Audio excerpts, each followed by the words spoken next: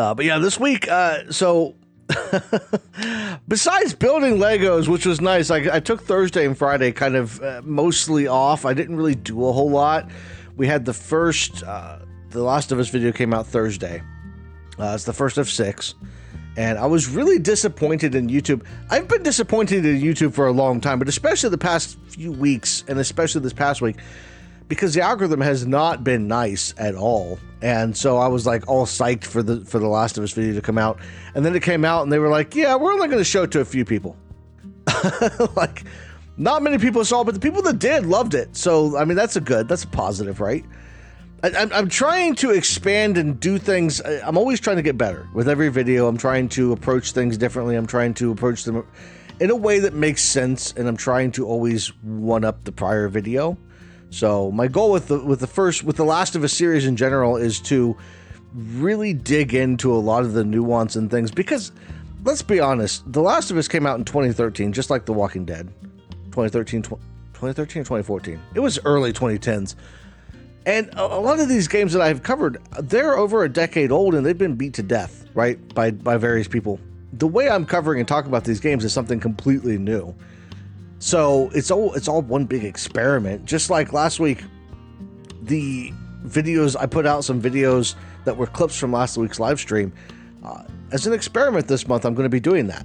So each of the live streams this month, we're going to have I'm going to cut some of them up into different clips and see how they do. Just because it's YouTube, man. Like, there is so many videos out there and it's so hard to compete. Yeah, the clips idea is something I've done that in the past. This isn't, I've streamed off and on for the past few years. And originally this channel was actually, I was taking clips from my Twitch streams. I was streaming over on Twitch and then putting them on the channel.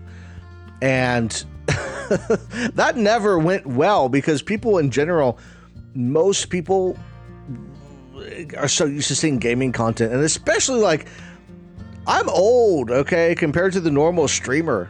People playing games and streaming are like in their 20s and their teens. I'm going to be 40 in 2 months, all right? So, like, I am old. So somebody comes across one of my streams and they're like, I'm not going to watch this old dude talk about games and playing games. They get upset when you don't give the audience what they want. Yeah, and that's the thing. I am not necessarily concerned with giving the audience what they want. But the algorithm is all like, oh, well, you didn't give people what they wanted to see. Like, I had that. There's a video that came out last week, one of the clips from last week's stream where I was talking about the algorithm and stuff, and somebody commented on that. And they were like, well, you have to niche down and you have to do all this thing. And I'm like, that's not the case. First of all, I am niche down. Second of all, it doesn't really matter what you do unless you're controversial. But even then, you can't really guarantee growth and success. So where did the Bearheart come from? Oh, that's a good question. No, so actually, my wife's nickname for me was Bear for years and years and years now. And way back in 2019, 2020, I started playing the Elder Scrolls Online. And I was trying to come up with a name for my first character. And I liked using my name for things, but I wasn't sure.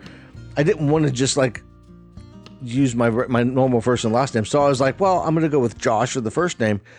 And I was creating a warden character, which is very nature centric. There was a bear involved with it and everything. So I was like, what about Josh Bearheart? Because it sounded really cool. And it just kind of stuck from there. So it's not like the most exciting thing in the world, but I used that when I first started streaming. I was like, well, I'm just going to use my character name because I really liked that character. It was my main character for first 3 or 4 years of playing the game. Eventually branched out to other things, but that's where the Bearheart comes from. Yeah, the Game of Thrones one, I never got into Game of Thrones. I tried, and maybe it's just me. There are shows that are super popular that I just couldn't get into. Okay, so this past week I tried to watch The Last of Us show on HBO, and I don't know if any of you have seen that or not. But a lot of people came from the show on HBO and then played the game after that, and that's how they were familiar with the game. I was familiar with both, but I had never really checked out either of them. So I played the game, obviously, for the Lost in Games, or for the Philosophy and Ethics series. And I tried to watch the show. I got through the first like 2.5 episodes, and it was just so boring, and I didn't like it. Same thing about the Fallout show. It's just for tourists who've never played. It probably is. I watched the first couple of episodes of the Fallout show too. I didn't get really into it though. And it wasn't that it was bad. I don't know. I don't find a lot of these things interesting. Breaking Bad was another one that was really popular that I never really got into. I have tried with some of these that are like super popular and everybody talks about and raves about how great they are. And I always get people that are like, well, you got to wait till like the 3rd or 4th season. And I'm like, I don't want to wait till the 3rd or 4th season. I want it to be good from the first episode, you know? My bar from that shows that I loved, like Supernatural, The Walking Dead show, shows that like from the very beginning they pull you in and you can't help but like watch them attempting to answer the fungus infection. Didn't need to take half an episode. That's the thing. Because the first couple of episodes I tried to watch and they were just going so far, right? The game picks it up and you just kind of figure it out as you go along, right? There's hints and there's some things in the newspaper and on the TV, and then there's like little snippets of conversations you can grab from Joel and Ellie so you can kind of piece together what happened. And the show is just like, blah, here's everything that happened. Here's what the fungus infection is. You know, the opening scene with the doctor, or I guess the doctors or scientists that were sitting there talking about the types of infections, and the doctor's like, actually, a fungus infection could be really bad. And he's not wrong. I've looked into it, and I loved the Game Theorist episode on it, talking about the cordyceps infection, how that works. I thought that was rather interesting. But to me, that's the funny thing is, I think y'all are going to be surprised when I get to talking about Joel and Ellie and Joel's decision to save Ellie, because I've got a take on it that nobody else has actually brought up at all, partially because of my philosophy and ethics background. So that's going to be fun when we finally get there. Something you missed in the opening scene: the soldier did not want to shoot Joel and his daughter, but the superiors gave him a direct order. Well, I didn't miss that, though. I addressed that. So the soldier did not want to shoot them, and he followed the direct order anyway. And in reality, that's a situation. I brought that up. So a lot of the things that I have covered between especially GTA and even in The Last of Us have had some relevance to things going on in the real world right now. And so I'm trying to tie things directly, because the goal of every video I put out, everything that I make, my goal is always to try and make the world a better place and try to educate people, try to bring some positive light, especially in the dark that is happening, because the world right now is not in a great place. Let's be honest. It was a week ago now that the Middle East is kind of blown up. The United States has really screwed the pooch on that one. But there's a lot of crazy shit happening. And so I always try to bring a positive light to all of that. And it's not always successful because people don't necessarily want to see that. It doesn't sell, you know. Positivity and good things and educational stuff doesn't really do well typically, at least not from smaller creators. Like, there are some big creators out there that have done some great jobs with educating people and trying to do things. But it's a very difficult thing to do because people don't want to see that. People would want me to sit down and talk crap about a game they hate, right? Or talk crap about a character. The Eleanor video, several others that I've made, like, have gotten a lot of people that don't appreciate the fact that I try to humanize characters and talk about them in a more positive way. They want to hear the hate and the bad stuff, right? So it's really difficult to get some of that stuff and to do it in a way that makes sense, that brings people in. I mean, video games aren't trying to be, that's the thing.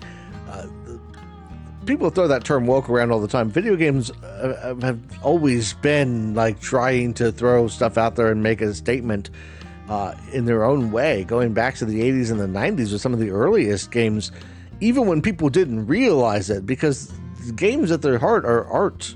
They were expressions of the people taking the world around us, taking elements of the world around us and throwing them in. You can look at games we got Mortal Kombat back here. We were talking about that last week. Like, you could look at a philosophy and ethics type of thing with Mortal Kombat, because at the end of the day, there's always this debate about how to do things and what to present and how to present it. And that's all an expression of the artistic element, and the people that are making the games is a piece of them.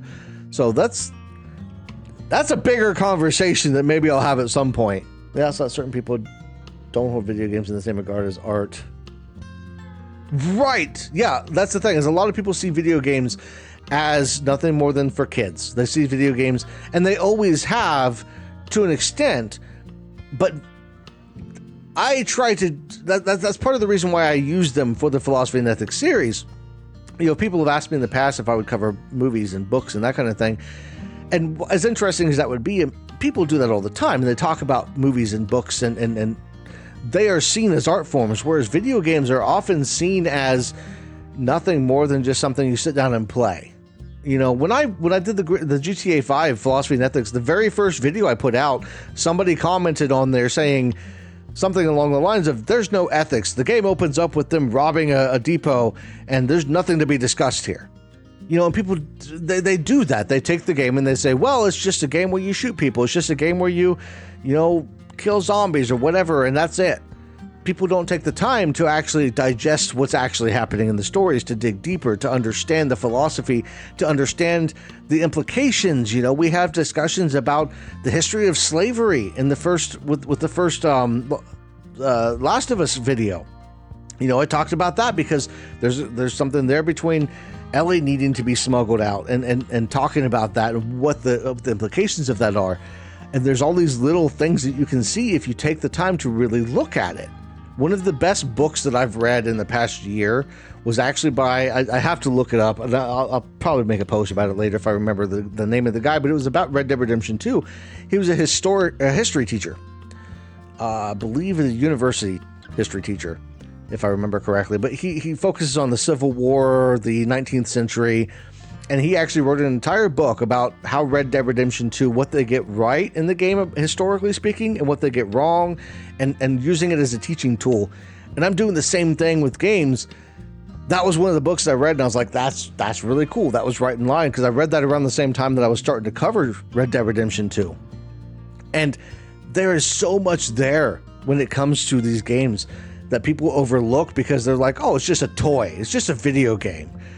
And, you know, the best thing we can do is try to change that narrative and get people to understand that, like, yeah, it's fun to sit down and play sometimes and just relax.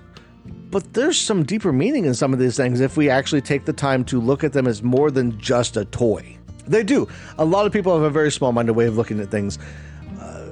It is because it's easier. You know, a lot of my videos, I get into the nuance. I get into the stuff that you really have to have, you have to take effort to do.